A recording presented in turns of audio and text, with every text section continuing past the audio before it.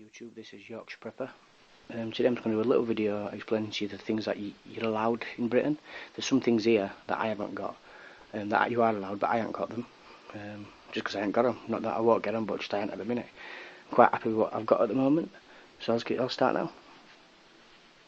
Basically, this is what I've got under my bed. Nice weapon. Inside my metal container, shall we say, I've got your gas masks. I've got your little cap, camouflage cap with a light. I've got bulletproof vest. I've got radio, fully charged. I've got a little BB gun just for practice. And I've got some flashbangs in the pocket and some smoke grenades. I think there's smoke grenade in there as well. I've got a Panzer crossbow. It's a good crossbow, powerful. About 180 pound of pressure. Then further down here, I've basically got a sight for my air rifle that's downstairs at the minute. Some ball bearings that go with BB gun just for practice. I've got a flashlight, little binocular thing, but it's just one of them for what it's called. Filter, big candle, electric goes out. I've got a torch with a battery, like I said, just in case power goes out. I've got the other part of the radio with a charger. Little cheap binoculars, don't really need them, but I've got them just in case. A little lantern thing, helpful. Emergency blanket, I'll leave that a minute. Little bolts for this little crossbow, little long crossbow.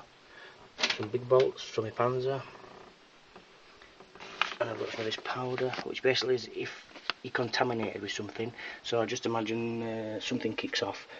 We get his mask on, we get his kit on, we do one quick as we can in car at the dropout, the fallout zone, because about stuff that comes down from a nuclear bomb or whatever like that. That might be, it could be any kind of bomb, that germified virus or whatever. This is going to help, hopefully. So you basically put it all over your body, rub it all over to decontaminate yourself from whatever has fallen, to give you a better chance. This is some detection paper. Basically just changes colour if something's detected in the air. What else we got? Right, the smoke grenade. You can't make smoke grenades in this country. It's illegal to do that. Unless you're like a pyrotechnics and you're out your pyrotechnic and you do it. And you do it for wherever you make fireworks or whatever. But as a normal person, you're not allowed to make smoke bombs. Or you can buy them legally on the internet. Because like paintballing, there's that other thing, I forgot what it's called, where they go around shooting each other with BB guns. Well, you can buy these for that. So they're just as good. They really, really are. And you've got a flashbang, nice and loud, and a good flash. Here, little smoke bombs, only tiny ones. These are for when you got a chimney and you need to see if it's blocked, and you put these in. Well, if you could just set some of these up, light them, do one. It's going to give you a bit of a scream, so you can do one quicker.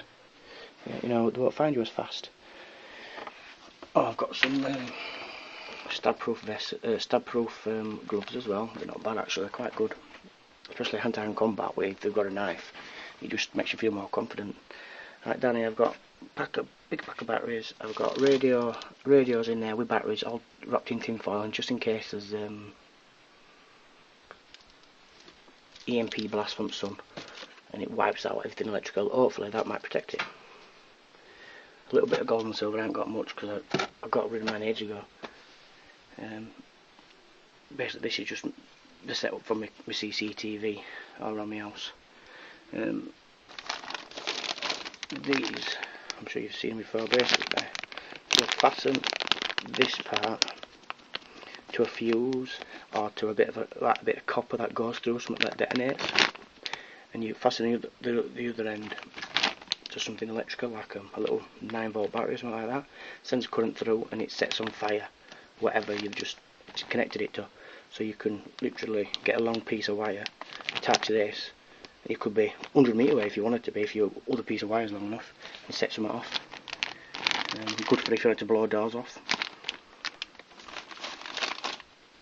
And I've just kept a few wine yeasts and use compound, a bit of stabiliser, just in case we had to do one. And I still wanted to make some wine to trade in, maybe, if, you know, something else, you know, if something big happened and it was a long time period.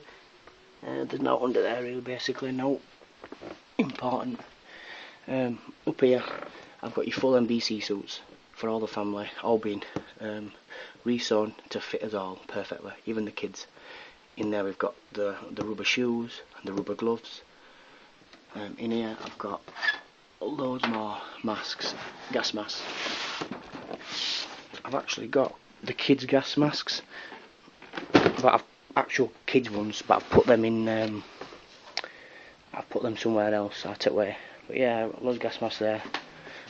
Quite a few extra. So I guess what I'm saying is, with the thing like the crossbow, the little hand crossbow, the knives, the smoke bombs, and the flashbangs, you got a good chance, to be quite honest. I know we can't walk around with big guns and all this kind of stuff, but we don't need to. What this stuff is pretty much is silent, except the flashbang obviously. It's silent, it's quick kills, it's pretty deadly really. I know we don't have the guns and everything, but at least there's less people in our country that has guns.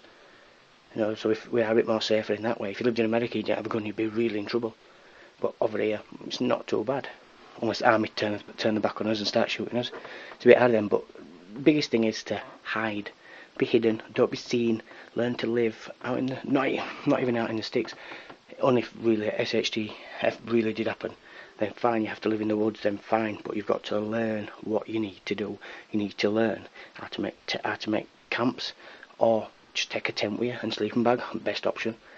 You need to learn all medical things, like how to sew up wounds, or how to make different threads out there, how to even make a needle out of wood, so you can sew up things if you haven't got them. You need to learn how to make medical stuff like antibiotics, antiseptic stuff from different plants. You need to learn all that. You need to know what you can forage, what foods you can eat, what mushrooms you can and can't eat. Mushrooms are a bit difficult, so be careful. There's so much you have to learn. What it is it's not just the fact of getting all the kit, it's the fact of the process of learning everything you can.